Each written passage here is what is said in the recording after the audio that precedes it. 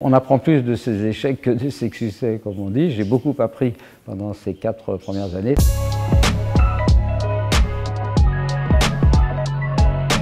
Bonjour, je m'appelle Jean-Pierre Strugaud, j'ai 78 ans. J'ai la chance d'habiter les Yvelines, plus précisément Chatou. Je suis vraiment un passionné, et notamment les rallye raids et notamment le Dakar. Ça remonte à très loin, puisque à la fin de mes études, j'ai commencé à m'intéresser au sport automobile et j'ai commencé par quelques rallyes asphalte en France sur R8 Gordini, la voiture mythique de l'époque. Mon employeur et mon principal sponsor m'a dit « Bon, bah, écoute maintenant, hein, chose sérieuse, les voitures c'est terminé ».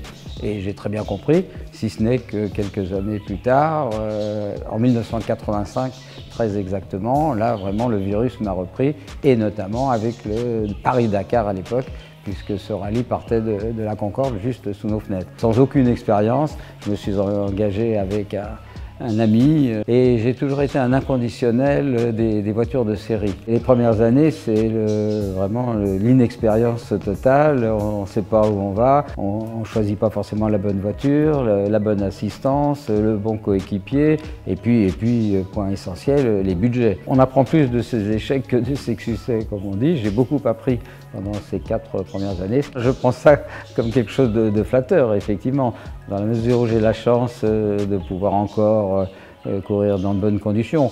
Et je me fixe quand même comme objectif, quand tout va normalement, d'être dans la première moitié. Il est sûr que si je me traînais dans les derniers, si j'avais l'impression de ne plus être dans le coup, je ne m'acharnerais pas. Depuis 10 ans, c'est mon dernier. Tant que je n'ai pas trouvé l'antidote, j'ai envie de repartir. Alors il faut trouver le budget, il faut trouver l'organisation professionnelle, il faut trouver le consensus familial. Et puis aussi, surtout arriver à un certain âge, avoir la forme physique suffisante pour.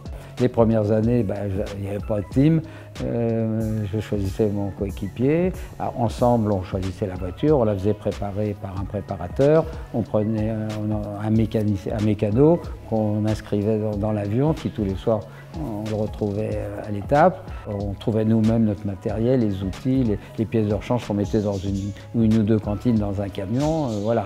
Aujourd'hui, là encore, c'est l'opposé. J'ai la chance d'être dans un team très structuré. Le Dakar 2024 a été très dur pour nous. On a eu de gros problèmes mécaniques. Donc le rallye a été complètement gâché de ce point de vue. Mais on ne s'occupait plus du classement. Le seul objectif, c'était de porter à bout de bras la voiture à l'arrivée, ce qu'on a réussi à faire. Donc toutes ces galères, finalement, seront devenues des bons souvenirs. Il y en a tellement que c'est difficile. C'est lors de mon 5e ou 6e Dakar, donc alors, vraiment pur amateur, étant arrivé peut-être l'année précédente, avec une voiture peu performante, se retrouve au pied de la fameuse passe de Néga, qui pour les Dakaristes est une référence. Et en arrivant devant cette passe, on voit tous les premiers qui étaient en train de tourner rond, alors que d'habitude ils sont une demi-heure, 1 heure devant nous. Et donc on s'est dit, oh là là, il y a vraiment un problème, une grosse difficulté. Vu avec notre voiture, notre Nissan peu puissant, on n'arrivera jamais à passer. Et mon coéquipier, Serge, à l'époque, a la très bonne idée de me dire, écoute, il faut qu'on trouve un autre passage plus facile. Et on monte et arrivé au sommet de la passe, on voit tous les 2-3 journalistes, photographes qui étaient là. Et on leur dit, écoutez, on s'est trompé, enfin on pensait tromper, on n'a pas réussi à passer, les autres sont là-bas. Il me dit, mais non, le bon passage il est là, et les autres, on sait, ils sont dans une souricière et n'arriveront pas à monter. Incroyable. Et donc finalement, on a terminé 3e de cette étape. Il y avait juste 2 Jackie X et 2 Lada devant nous, et toutes les autres voitures d'usine ont terminé derrière nous dans cette étape. Un autre très bon souvenir, étape arrivée à Tombouctou, je me souviens. À l'arrivée de cette étape, ma femme se précipite vers moi, elle me dit, Jean-Pierre, t'as gagné l'étape.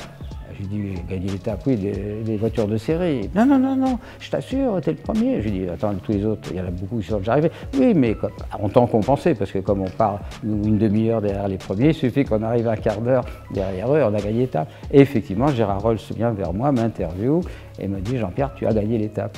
Parce que, là encore, on avait très bien navigué, j'avais bien piloté. Et effectivement, je crois que je suis, sans me vanter, le seul amateur, le seul privé qui un jour a gagné une étape devant les Schlesser et les autres pilotes professionnels.